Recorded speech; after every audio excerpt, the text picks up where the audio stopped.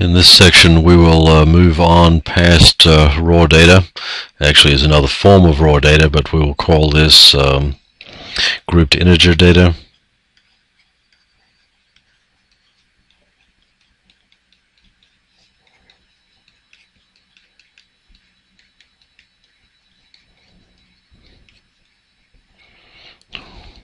We'll find this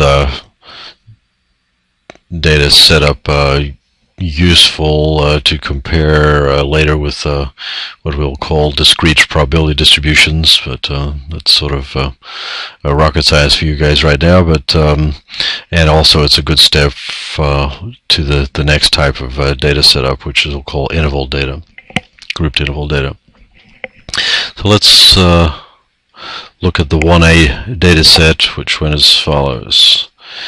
We had 0, 0, 1, 2, 2, 4, 0, 1, 2, 0. Clearly, and we've sorted this data before, and once we had sorted that data, we had 4 zeros, 2 1s, 3 2s, and a 4. And once I've listed them like that, clearly there's an easy way to think of this data, and that is the data we can either have a 0, a 1, a 2, let's put down 3 even though a 3 doesn't occur, or a 4, and this little F stands for frequency, or the number of times the item occurs. Right, so the 0 occurs 4 times, the 1 occurs twice, the 2 occurs 3 times, the 3 occurs no times, and the 4 occurs once. Alright, this is called a frequency distribution.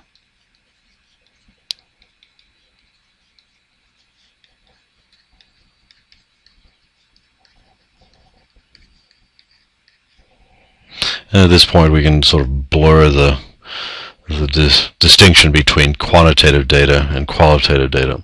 Alright, now we can talk about the probability of a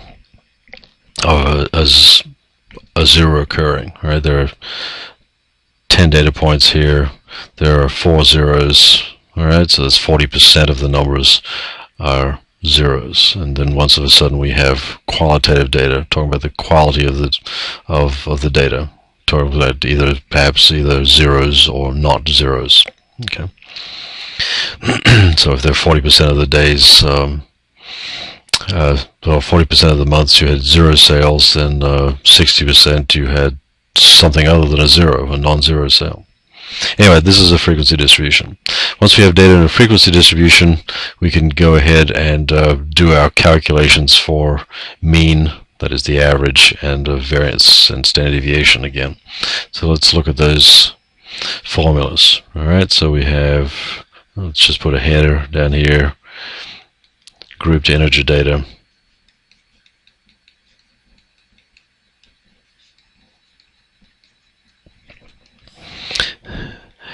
Formula for average, if you have such data, x bar will be sigma fx divided by sigma f, or if you like, that's the same as sigma fx divided by n, since n is equal to sigma f. Alright, so you add all the frequencies, and that's the number of data points, and you'll see that when we go through this example. The variance,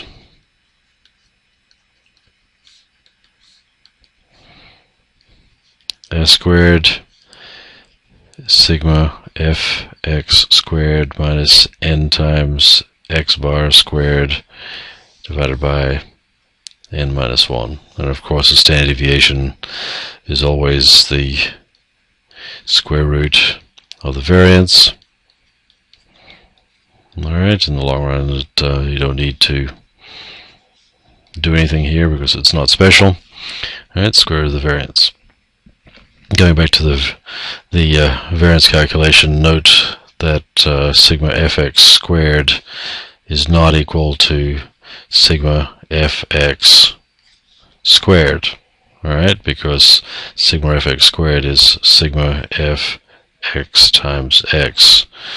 Alright, and that's not equal to the sigma fx squared.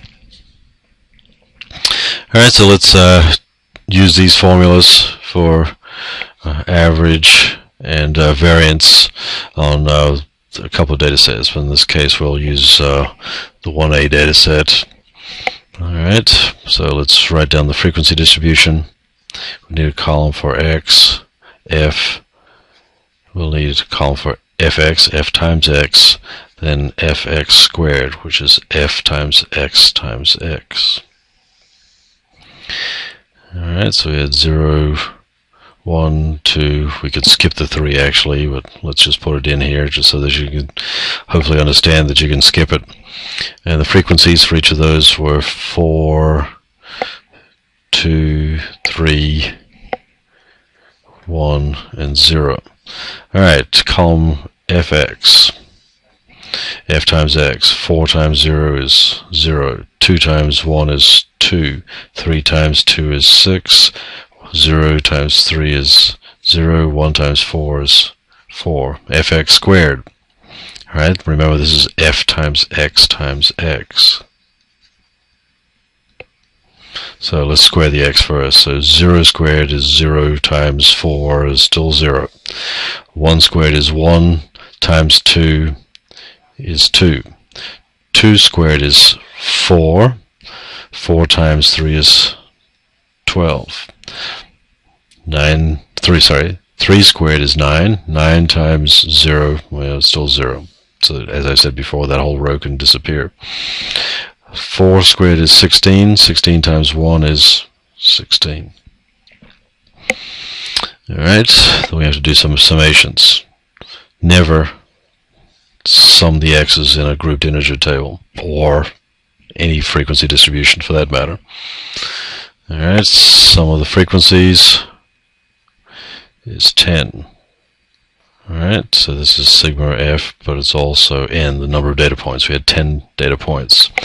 Fx adds up to 12, so we call that sigma fx. Fx squared adds up to 30.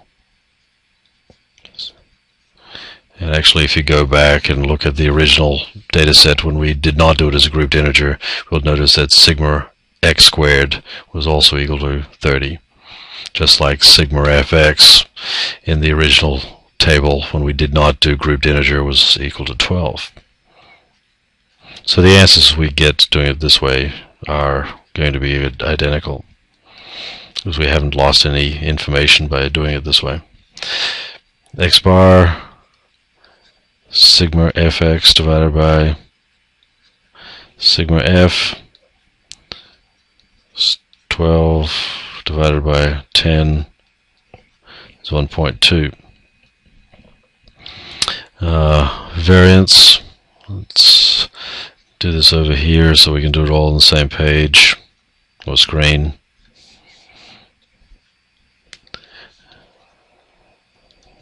It's sigma fx squared minus n times x bar squared divided by n minus 1. Sigma fx squared is 30 minus n. N is the sigma f. It's also 10 from before times x bar 1.2 squared divided by 10 minus 1.